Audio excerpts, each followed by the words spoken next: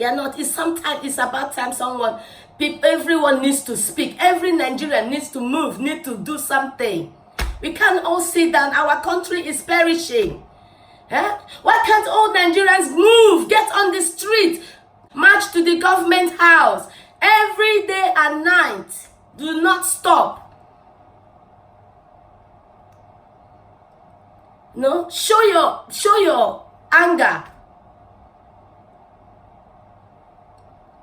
Make sure they get your message. If not, until they get your message, do not stop. I love my country and I will not be happy to see my country perish, because that's what I'm thinking right now. I'm thinking, this country is gone. It's totally gone. But we can rescue this country if only we can come together. When we see black things, let's say it's black with one voice. When we see white, let's say it's white with one voice. But no, the ones who think they are the Oga on tops, this Oga on top, these people who call themselves Oga on top, they won't let the little Oga below them to say anything, even when they know that this thing these people are doing is wrong. They cannot speak because the Oga on top. Because of the Oga on top, they cannot speak. Those Oga on tops, they are human beings. Because me, I'm not afraid to speak. This country, my family is back there. And if anything bad happened to everyone, it's going to affect them. So for that reason, I have to speak. I don't care who likes my voice. I don't care who doesn't like my voice. I don't care who likes my face. I don't care who doesn't like my face.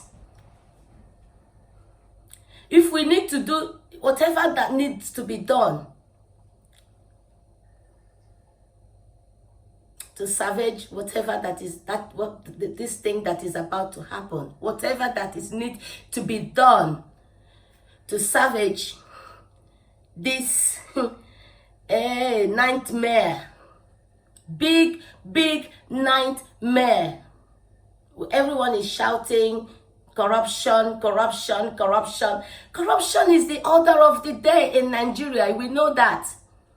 And that's why I get angry when our people come to this our Obodo Oyibo and come they behave anyhow, knowing that the things sometimes they do here, they cannot do it in their country. You're running from poverty like you people claim. Some of them come and claim asylum.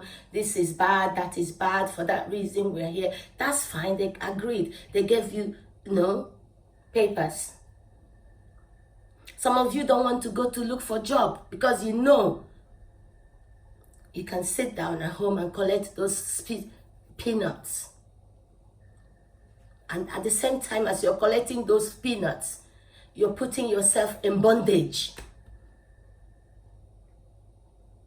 Those people you left back home saying, I'm going to make money in Europe. I'm going abroad to make money. Now, you're not making that money because you have confined yourself in a particular place because of one stupid benefit. Now you don't even have a voice to speak for yourself. Please, my people, we need to wake up. We need to wise up. We need to think how come the whole world hate us, because they do. Anywhere you mention Nigerian, people are freaking out. Man, they do freak out. I've been living where I live for 12 years now. And I know the abuse I went through on the street, everywhere. Because before now, where I'm living now, before now, there weren't many black people. But now we have loads of them. But then, back in 2005, there were only few black people. But now that we have a lot of black people, a black community here, If you see the kind of hatred that is going around among the black people, is ridiculous. How can we hate ourselves? How can we hate ourselves? We say, oh, white people are racist, white people are racist. Yeah, I understand a few of them are racist. Fine. Are we not racist to ourselves? Come on, let's be honest. Because I can hardly see a black colored person like me on the street and smile to them without them looking the other way.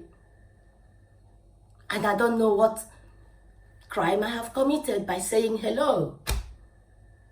Then I wonder what's going on. We left our country for some hardship or one or the other. In our different countries, we are here because we are running away from something, one thing or the other, in different ways. We have problems still from which African country, which part of African country you're coming from. But we come here, instead of us to unite as one, we backstab each other, we talk each other down, we do all kinds of bad things to each other, which is bringing us down. And I don't know how we want these people to see us while we are backstabbing each other, bringing each other's down, and we are not each other down, and we're not doing anything to bring each other. So we're not helping, we're not passing information, everybody's withdrawing whatever they know. How do we grow? In a place where you find yourself in another man, you're supposed to have a family. We're supposed to have a community of African people like you that will have a voice. Like if something happened in your in the community you live, at least there will be another black man like you who thinks the same way you think, who wants the same thing you want, who wants everyone to benefit. Because that's the way I think. I want people to benefit. If you have information that someone else can benefit from, don't keep it to yourselves. Because by so doing, you're not helping the community. You're not, helping anyone. You might not need the information you're withholding. Maybe it might save someone else's life, but you're holding on to it because of one hatred or the other. We are not behaving the way we are supposed to be behaving to each other because this country hate that country hate that country. It's about time we stop. Why these people, they hate us all the same. As long as you are a black person, you have a problem. I know, Nigerians might have a high rate, but we are all Africans. When something happens, if they don't know where you're coming from, they don't say, that girl, she's Nigerian. Or they say, they're Africans. And you cannot deny that.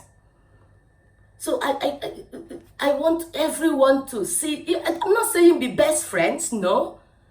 But can we just appreciate each other, respect each other, love, show some love. Coming together, it builds people, it builds community. Okay, if you have a case that you want the council to listen to, going by yourself, will it be more better than having a group of African people supporting you at the same time? Come on, my people, we need to think. Enmity will not bring us anything. United we stand, divided we fall. We preach these things all the time, but we don't do it ourselves. It's time we start to apply these things within ourselves. It's about time. It hurts me so much that my country is the way it is right now because I cannot do anything about it. But there are people there who can do things about them, but they're not doing anything. I want to cry, but I cannot. I don't want to cry because it's not yet time to cry. We can come out of this. We can come out of this. You don't have to be a born again to know how to pray.